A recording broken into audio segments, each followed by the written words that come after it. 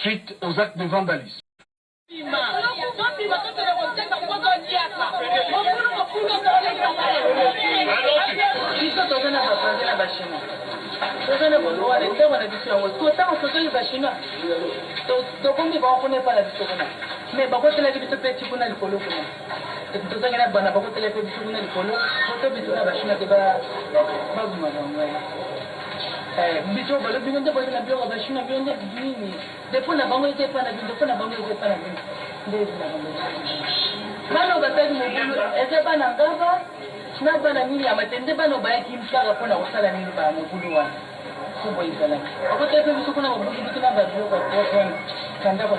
Angaba, la maison communale est un champ de ruines suite aux actes de vandalisme causés par ces mêmes groupes. Des actes d'une extrême violence et comparables au pillage des années 90 et 91. Le vice-premier ministre, ministre de l'Intérieur et Sécurité, Évariste Bochab, constate le dégât des camions commis à l'assainissement de la ville et les minibus de la radio-télévision nationale congolaise partis en fumée. Plusieurs années doivent s'écouler avant la reconstitution des dossiers administratifs dans cette commune d'Ngaba. Côté magasin chinois, tout a été emporté sans que les entrepreneurs chinois eux-mêmes ne soient victimes de voies de fait. Le vice-premier ministre de l'Intérieur et Sécurité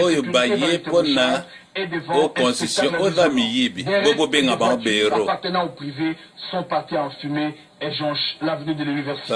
Plus loin, le commissariat de la police nationale congolaise la population de la paix dans cette commune.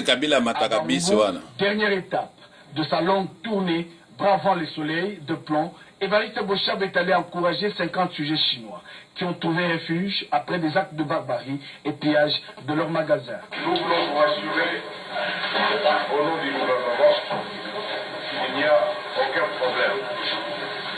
Votre communauté n'est pas du tout visée. Nous voulons que vous sachiez vous êtes entré régulièrement en République démocratique du Congo au gouvernement. Nous nous sommes rendus compte qu'il ne s'est agi que des pillards qui n'habitent pas nécessairement les communes, les endroits qui ont été pillés. On a simplement incité les pillards à pouvoir piller les biens de paisibles des citoyens. L'idée derrière ça, c'était simplement de semer les chaos, de désorganiser l'économie.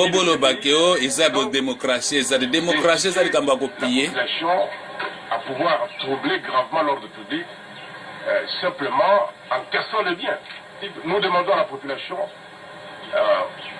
qu'elle sache que le gouvernement de la République a rétabli l'ordre public. Chacun peut vaguer librement à ses occupations. Il n'y a pas à craindre quoi que ce soit.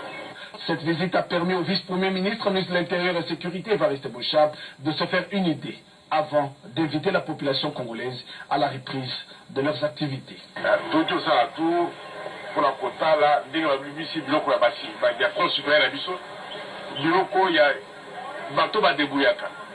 Baza likamula mutute, batini bango ba ko kasi biloko na bango, misala e bandi, esengeli mutu nyonso akenda musala na ye likamwa kobanga ezalité.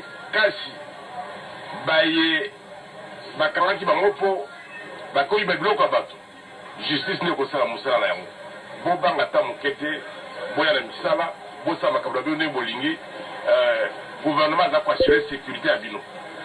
Donc to sa population likamwa musu ezalité, mutu surtout akena musala na ye, soki bomoni kaka ke bano bavanda na kati na bino te babandi koya boyebisa polise ezali wana mpo bato bapie bavanda na bakati wana te bauti misika batini bango ya kopie biloko awa mpe toye koassure bachinois ke baza na likambo moko te na gouvernement na biso lokola biloko mingi ya bachinois bapie yango toye koyebisa bango bazala assure rassure gouvernement oyo ya biso gouvernement mpe kongo eza kopesa bango sécurité babanga te.